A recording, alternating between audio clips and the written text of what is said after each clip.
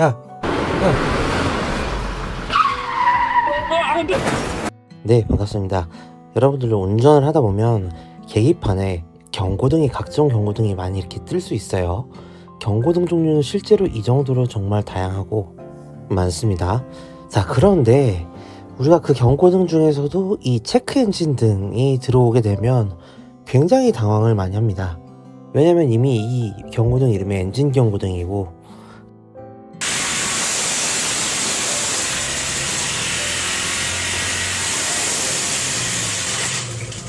그래서 엔진에 문제가 있는 건 아닌지, 이렇게 되면 엔진을 내려서 수리를 해야 되기 때문에, 또는 엔진 교체를 해야 되기 때문에 어마어마하게 비용이 많이 나올 거란 말이죠. 그래서 이렇게 엔진 경고등이 뜨게 되면요, 필연적으로 출력이 저하가 됩니다. 그럼 느껴지는 게 뭐가 있다? 내 당장 통장 잔고가 걱정이 됩니다. 그도 그럴 것이, 일반인들은 이제 엔진 경고등이 떴다라고 하면 엔진에 심각한 문제가 있을 거다라고 생각을 하세요. 실제로 그러면 엔진을 이렇게 다 내려서 까발려 가지고 안에 있는 부품들 전부 교환하고 이래야 되는 거 아닌가 하고 걱정하실 수 있지만, 실제로 엔진 경고등 그 자체가 엔진에 문제가 있어서 생기는 경우는 거의 없습니다. 정말 많지 않아요.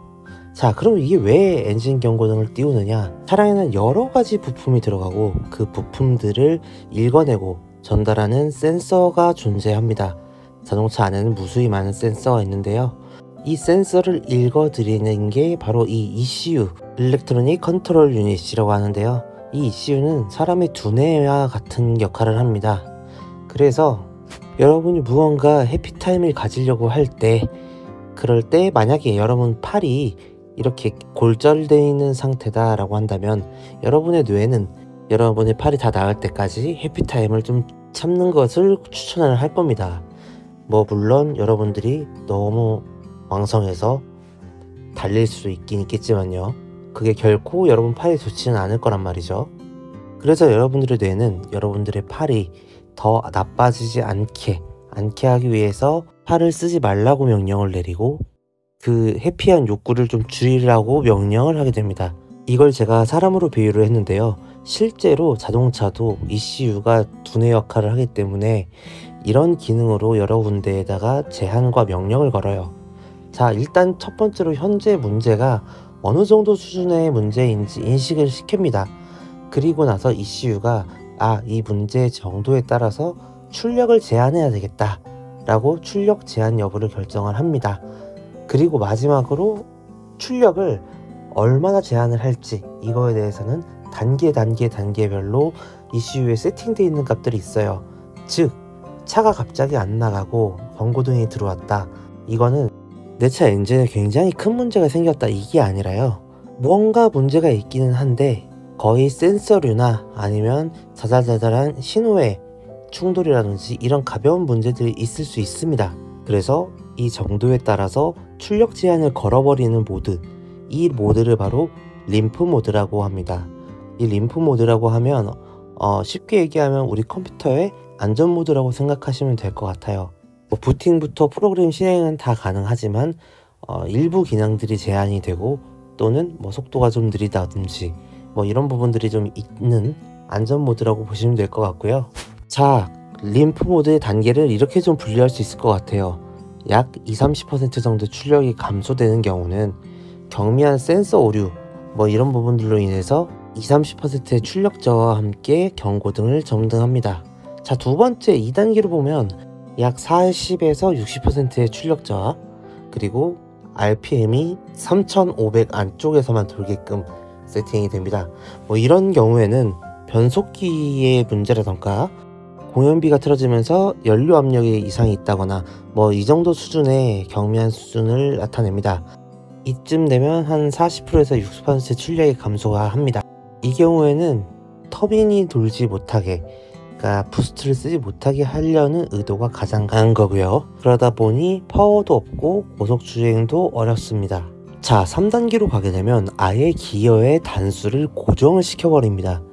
추가적으로 더 속도를 못 낼 수 있도록요. 그런 경우에는 변속기가 아예 고장이 났다거나, 아니면 EGR 밸브 같은 약간 이런 고가의 비용들이 서서히 나오기 시작하죠. 이럴 때는 시내에서 저속으로 운행하는 데는 문제가 없어요. 하지만 고속으로 달리려고 하다 보면 기어가 특정 단수, 보통은 2단에 걸리는데 뭐 한 3단에 걸리는 메이커도 있는 것 같아요.